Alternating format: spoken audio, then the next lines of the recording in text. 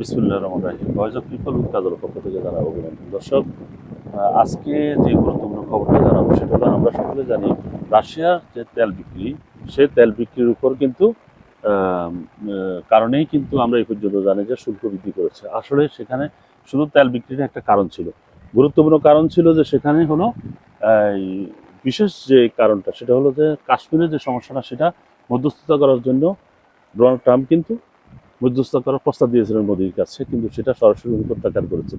এটা একটু অসম্মানিত হয়েছেন। আর এটা ভারত পাকিস্তান যুদ্ধের সময় কিন্তু ডোনাল্ড ট্রাম্পের মধ্যস্থতায় কিন্তু যুদ্ধটা থেমে যায়।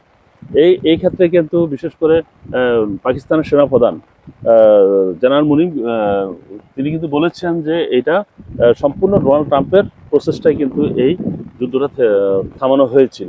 কিন্তু এটাও নরেন্দ্র মোদী কিন্তু সেটা অস্বীকার করেছিলেন, যার পরিপ্রেক্ষিতে ডোনাল্ড ট্রাম্প খেপে গিয়েছেন এবং এই কারণে এতদিনের বন্ধুত্ব কিন্তু তিনি জলাঞ্জলি দিয়ে উনি ভারতের সাথে সম্পর্ক উনি খারাপ করে দিয়েছেন এবং ভারতের এই অর্থনীতিতে কিন্তু অনেক বেশি প্রভাব পড়তেছে এর কারণে আর কি। যেমন কৃষিক্ষেত্রে, শিল্পক্ষেত্রে, জাহাজ চলাচলের ক্ষেত্রে, এমনকি পোশাক রপ্তানির ক্ষেত্রেও সর্বক্ষেত্রে এই প্রভাবটা পড়তেছে, যার পরিপ্রেক্ষিতে ভারতে কিন্তু এক ধরনের আন্দোলন গড়ে উঠতেছে মোদির বিরুদ্ধে। তো এইসব সমস্যাগুলো সমাধান করার ক্ষেত্রে মোদি কিন্তু চেষ্টা চালিয়ে যাচ্ছেন। দর্শক, আমরা সকলেই চাই যে এইসব সমস্যাগুলো সমাধান হোক। দেশের মানুষ, বিশ্বের মানুষ এবং সকল সচেতন মানুষও চাচ্ছে যে এই সমস্যাগুলো সমাধান হোক।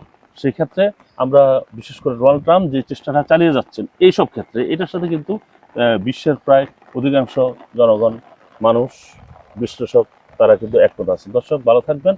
তো অনুরোধ করবো আমার ফেসবুক পেজে ফলো এবং ইউটিউব চ্যানেলে সাবস্ক্রাইব করে সঙ্গে থাকবেন। আল্লাহ হাফেজ।